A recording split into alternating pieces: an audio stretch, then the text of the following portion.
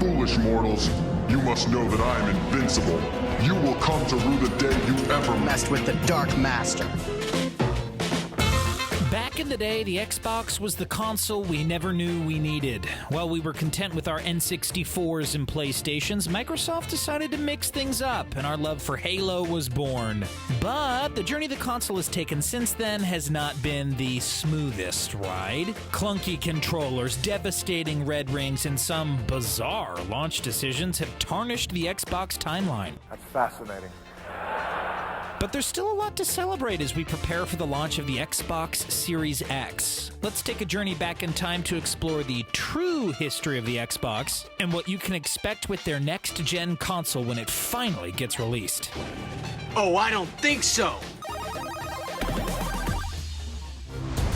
Before the year 2001, Microsoft was best known for games like Solitaire, Free Cell, and Ski Free. Yeah, it was a far cry from where we are now, although there's still nothing more satisfying than winning a game of Solitaire and watching those animated cards fill up the screen. Anyway, back in the late 90s, 4 engineers at Microsoft decided to team up and create a console based on DirectX technology. Funnily enough, the Xbox itself was built out of fear. With Sony's PS2 console set to arrive in the year 2000, Bill Gates was worried about consumers losing interest in the PC market and specifically tried to take down Sony. Thus, the Xbox was born. A giant and gorgeous, X adorned the middle of the sleek black console with a large green circle in the middle. One of the main highlights? The all-in-one features that eliminated the need for so many accessories. With the PS2, you needed a controller expansion pack, an add-on internet router, and so many memory cards. The Xbox? 4 controller ports. Bam! The built-in hard drive was the first of its kind. Boom! And a built-in Ethernet port helped give rise to Xbox Live just a year after its launch. Pow! The one downfall to the physical appearance of the Xbox was the original controller. Nicknamed the Duke, the bulky controller felt like it was stung by a bee and swelled up to double its size. Okay, we may be exaggerating a little, but that controller was massive, and it would take a couple years before a slimmer design was released in North America. But we're getting ahead of ourselves. The Xbox was officially released in North America on November 15th, 2001, just 3 days before the Nintendo GameCube. Ouch. The launch included titles like Project Gotham Racing and Dead or Alive 3, but all anyone was talking about was Halo Combat Evolved. But Halo's true dominance came with the release of Halo 2, a game which raked in $125 million in sales in the first day. And while Halo 2 was racking up the sales numbers, the year-long lead the PS2 had on the market had caused the Xbox to fall behind. The 24 million console sales did beat out GameCube's 21.4 million, but it pales in comparison to the PS2's massive 155 million consoles sold. Still, Microsoft was not ready to give up just yet. The company was on the move, quickly developing the next Xbox, the Xbox 360. Yeah, the name makes no sense to us either. Before the 360 name was even decided on, Microsoft was seriously considering some of these cringeworthy alternates. The Next Box, Xbox Next, or the Xbox FS. It's like if they released their third major console and called it One. Oh, wait, well, we'll get to that a little bit later. So while the naming department often fell a little short, the design department didn't. Another beauty was designed with the Xbox 360, released in November of 2005. The next generation arrived with a sleek model that featured an all-white base and an all-white controller. True wireless controllers became the norm, and we no longer needed some buggy third-party Mad Catz controller for wire-free playing. Built-in hard drives featured even more capacity, ranging from 20 gigabytes all the way up to 250. Along with the white base, several special editions of the console were released too. There's the R2-D2 edition, the green Halo 3 edition, and the all-blue Call of Duty edition.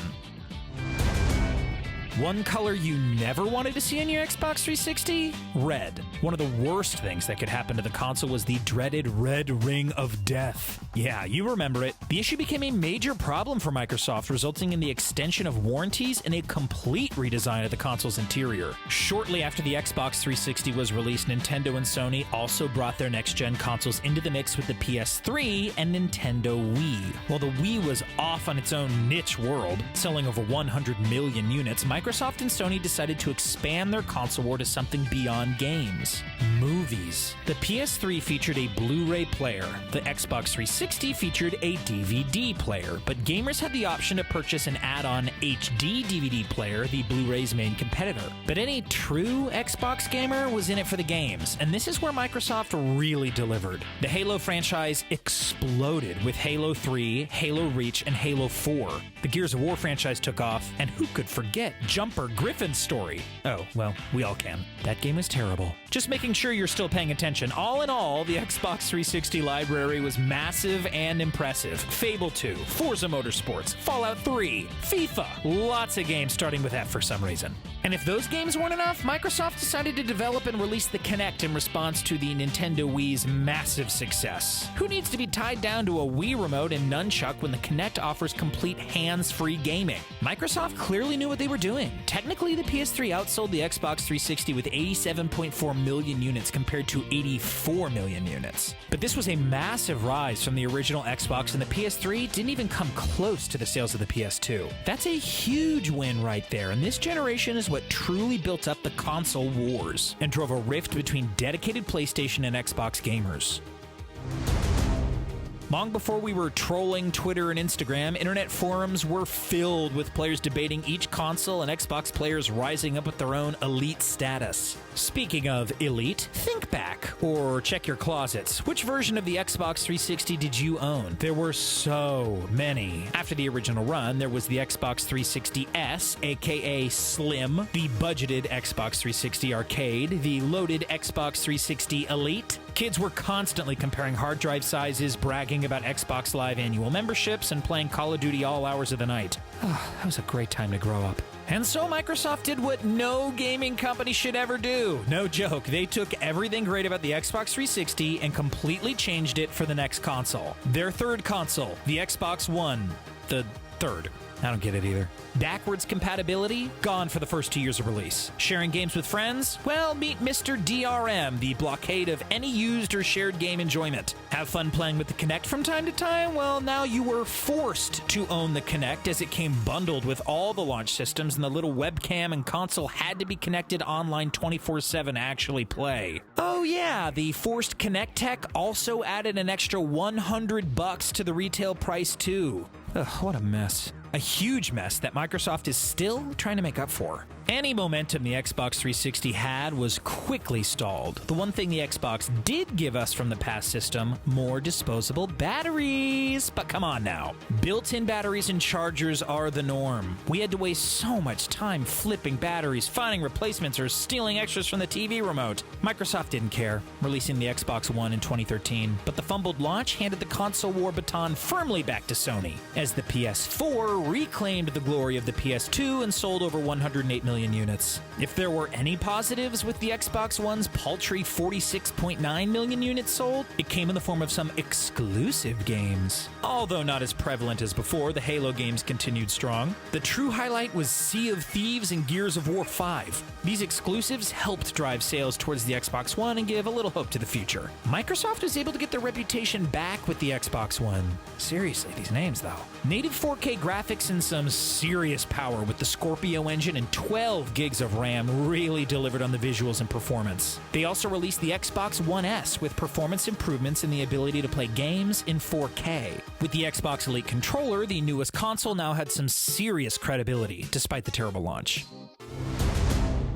And now here we are, eagerly awaiting the release of the Xbox Series X, which could not only be the best console ever produced, but also the worst console name ever. The console has slowly shifted into more of a PC gaming realm over the years, and this remains Microsoft's focus. The Series X will have 8K graphic capabilities, ray tracing, 16 gigs of RAM, xCloud server tech, a high-speed solid-state drive, and the ability to play games at 120 frames per second. If you don't know what that means, we'll break it down for you. Gorgeous games, extremely fast load times, and the potential to access any type of PC title. Services like Game Pass and Play Anywhere are going to lead the charge as Microsoft looks to release the Series X as pretty much a glorified gaming PC. And every mistake they made with with the Xbox One seems to be correct, including the ability to have backwards compatibility with every previous Xbox system. As Microsoft continues to roll out new features for the Series X, the world of gaming consoles will change forever. We'll continue to follow the long journey of the Xbox, probably concluding in 2028 with the Xbox Ultimate X Windows Series X1. Yeah, that'll sell. Wow, what a journey. What are some of your best Xbox memories? Which console was your favorite? Personally, we're ready to bust out the Xbox 360 right now. Are you looking forward to the release of the Xbox Series X? Well, let us know in the comments. Thanks for watching, and don't forget to subscribe to The Gamer for more great content. See you later.